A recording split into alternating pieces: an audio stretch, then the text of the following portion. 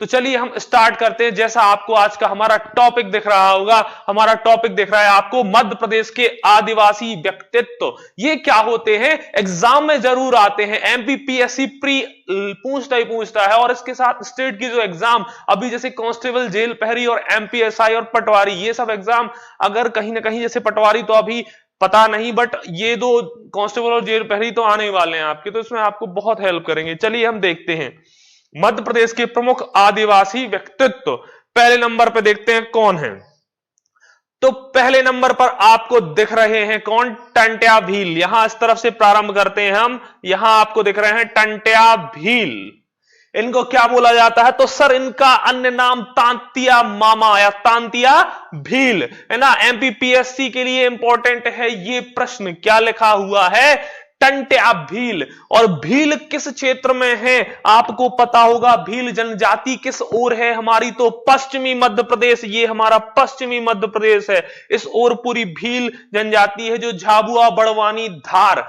तो ये क्या है, टंट्या भील, जिनको तांतिया मामा के नाम से जाना जाता है। इनका जन्म 1842 है ना, कहां पर हुआ, निमाड़। निमाड़ जो क्षेत्र है हमारा, ये जो पश्चिम और दक्षिणी भाग है, वहां पर निमाड़ का जो क्षेत्र है, पश्चिमी निमाड़, बड़वानी वगैरह है ना। और बड़वानी हुआ, खरगोन हुआ, खंडवा। तो जहां तक इनको सर्च किया है, खंडवा मिला है मुझे, है ना। और निमाड़ खंडवा भी है, तो खंडवा के बड़दा गांव में लिखा हुआ है उसमें। तो बड़दा गांव में 1842 में इनका जन्म हुआ। इनका अन्य नाम आ सकता है कि टंट्या भील को अन्य किस नाम से जाना जाता है, तो टंट्या भील को अन्य जो नाम से जाना जाता है वो तांतिया मामा के नाम से जाना जाता है। कौन थे, तो ये 1857 की क्रांति हुई थी, जो प्रथम स्वतंत्रता संग्राम, उसके जननायक थे कौन, टंट्या भील, तांतिया मामा।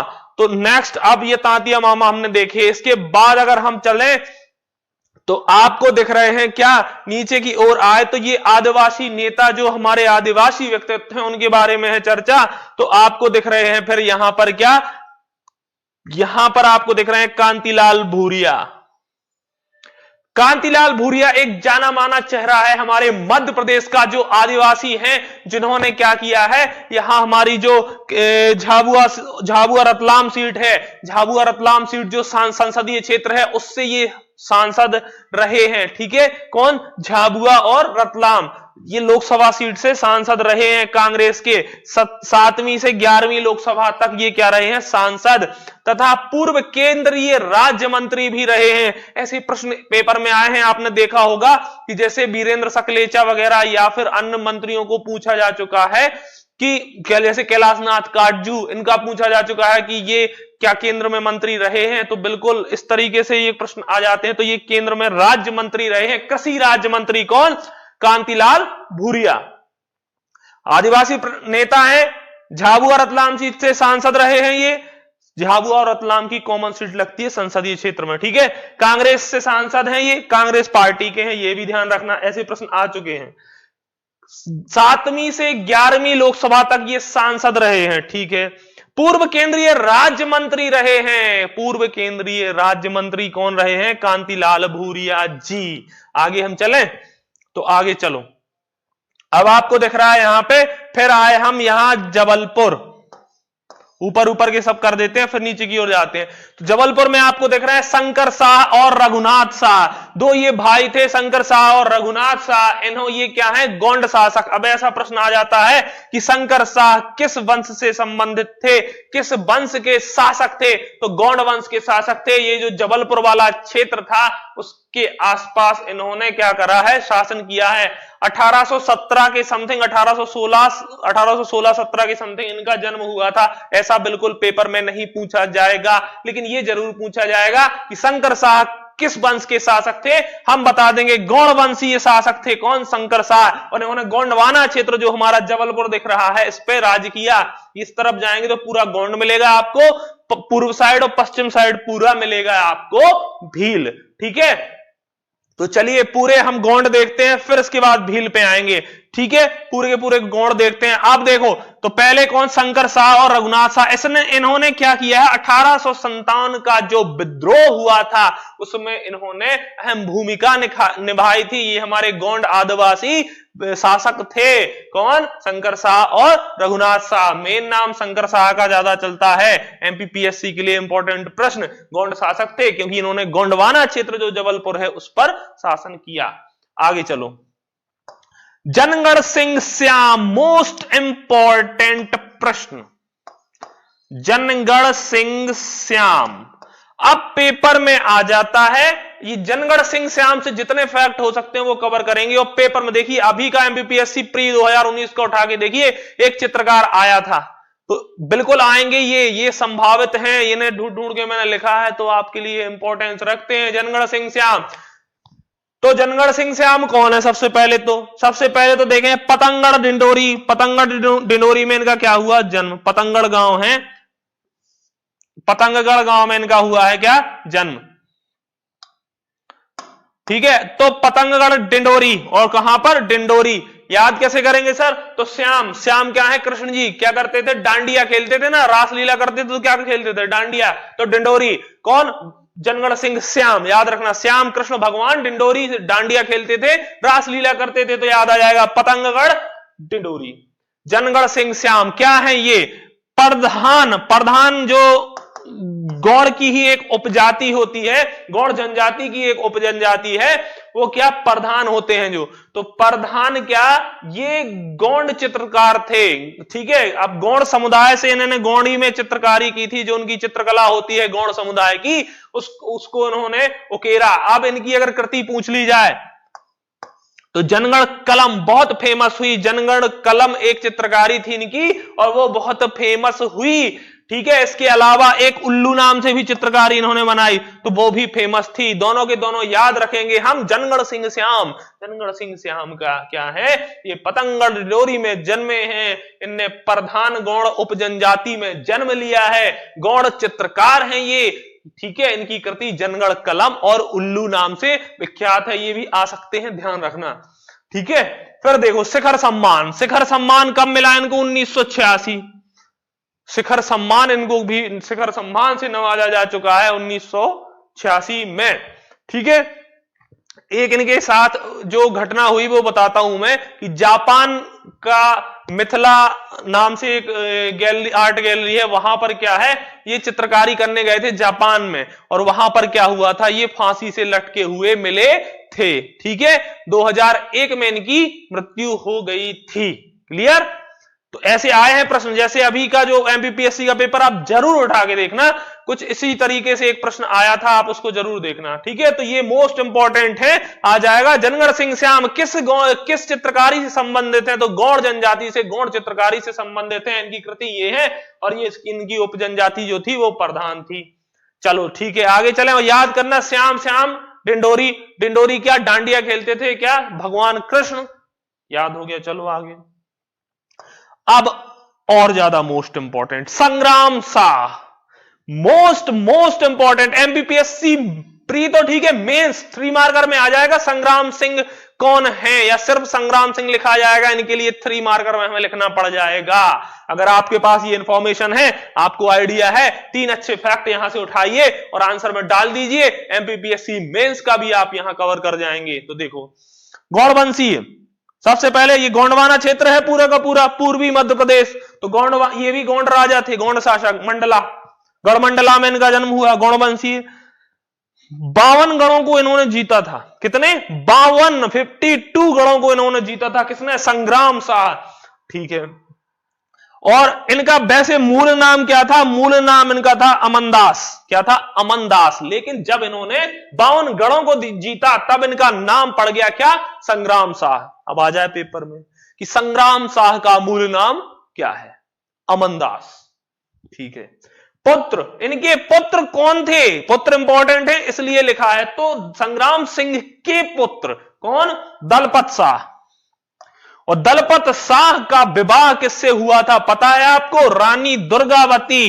रानी दुर्गावती जो वीरांगना थी, हमारी गौड़ वंश की शासिका, जिन्होंने पूर्वी मध्य प्रदेश पर शासन किया, उन्होंने किससे शादी की? संग्राम शाह के पुत्र दलपत शाह के साथ। क्लियर? चलो, ये क्या थे? संग्राम शाह स्वयं संस्कृत के प्रकांड विद्वान थे। कौन? संग्राम शाह संस्कृत के प्रकांड विद्वान थे। इन्होंने 52 गणों को जीता था, ठीक है, और ये 48वें गौण शासक थे। मोस्ट इंपॉर्टेंट है, यहां से 3 मार्कर आपका बढ़िया तैयार हो सकता है एमपीपीएससी मेंस के लिए, ठीक है। तो गौड़वंशीय 52 गणों को इन्होंने जीता। गढ़मंडला के ये शासक थे, जन्म हुआ इनका यहां 48वें गौड़ शासक। मूल नाम अमनदास, पुत्र इनके दलपत शाह। दलपत शाह का विवाह हुआ था वीरांगना दुर्गावती के साथ, और ये संस्कृत के स्वयं प्रकांड विद्वान थे। कौन? संग्राम शाह। चले आगे, चलो आगे। अब देखो, अब इसको मैं मिटा देता हूं, थोड़ा सा नीचे की ओर जाना है हमें, क्योंकि तो हम अब इस मैप को या तो मैं छोटा कर देता हूं, एक काम करते हैं इसको छोटा कर देते हैं थोड़ा सा, तो आपको दिख भी जाएगा और हमारा काम भी हो जाएगा। देखो,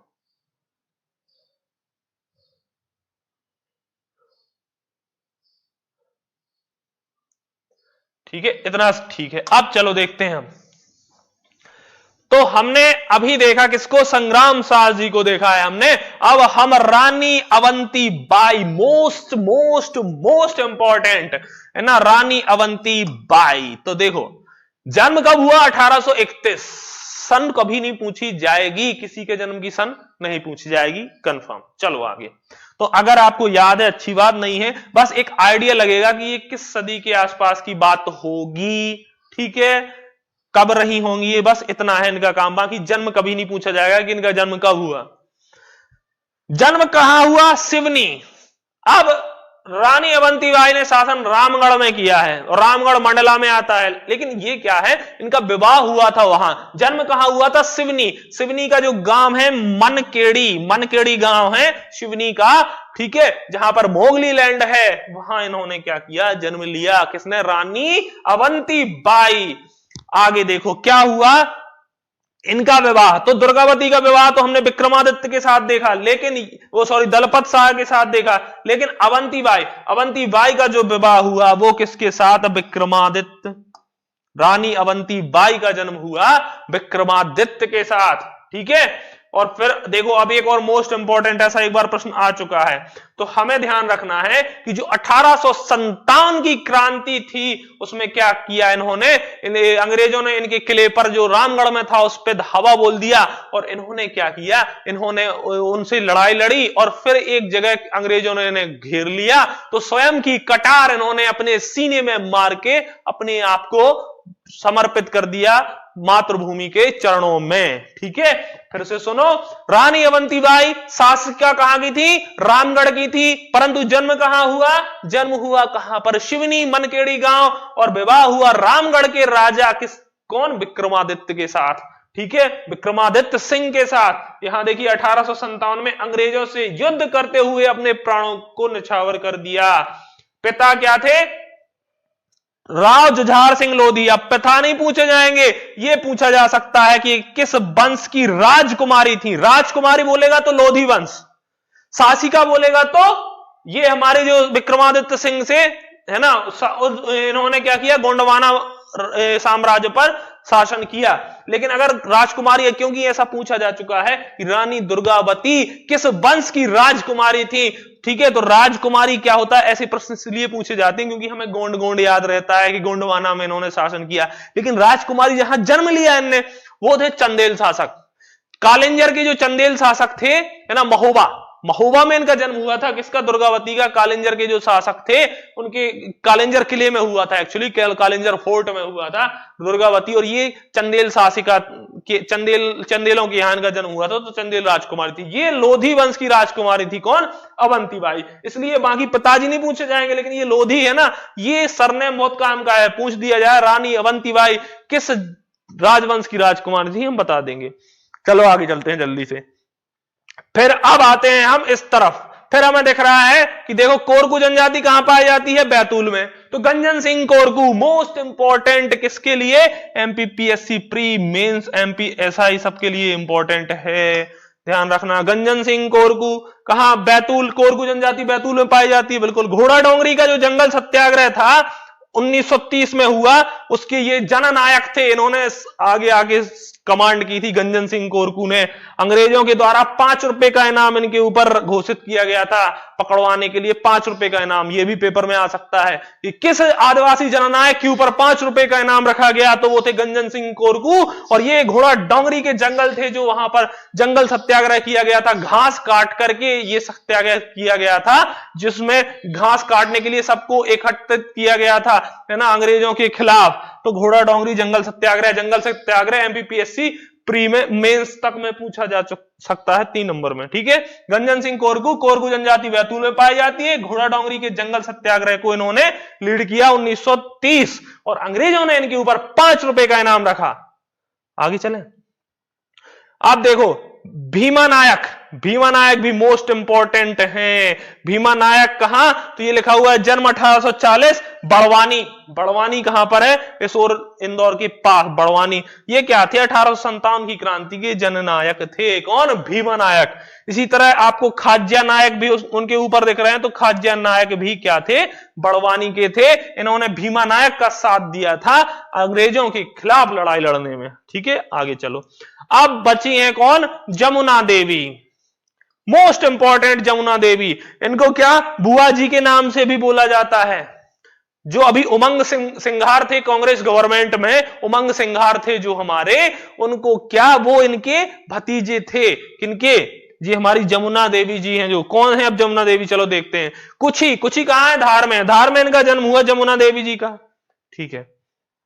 मध्य प्रदेश की प्रथम महिला उप मुख्यमंत्री कौन, ये लिखा दिखाई दे रहा है, मध्य प्रदेश की प्रथम महिला उप मुख्यमंत्री कौन, जमुना देवी। दूसरा फैक्ट, मध्य प्रदेश की प्रथम महिला विपक्ष की नेता कौन थी, जमुना देवी जी थी। इनका अन्य नाम बुआ जी के नाम से इनको जाना जाता है, ठीक है। तो ये आज हमने अभी देखे क्या, मध्य प्रदेश के जो हमारे आदिवासी व्यक्तित्व हैं, इसका भी स्क्रीनशॉट आप ले लीजिए। चलें हम, चलो। अब मैंने जैसे बोला था इसका क्विज लगाएंगे तो हमें और अच्छे से यहीं का यहीं याद हो जाएगा। जो कुछ है सब यहीं कर लो आप, एकदम प्रिपेयर। जितने संभावित इससे प्रश्न है वो मैंने आगे लगाए हैं, देखो आप।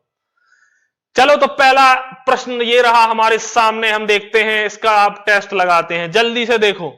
अब मैं नई चीज जो ऐड की है वो अपन देखते हैं। पहला, कांतिलाल भूरिया किस प्रधानमंत्री की कैबिनेट में राज्य मंत्री रहे हैं, ये कृषि राज्य मंत्री रहे हैं।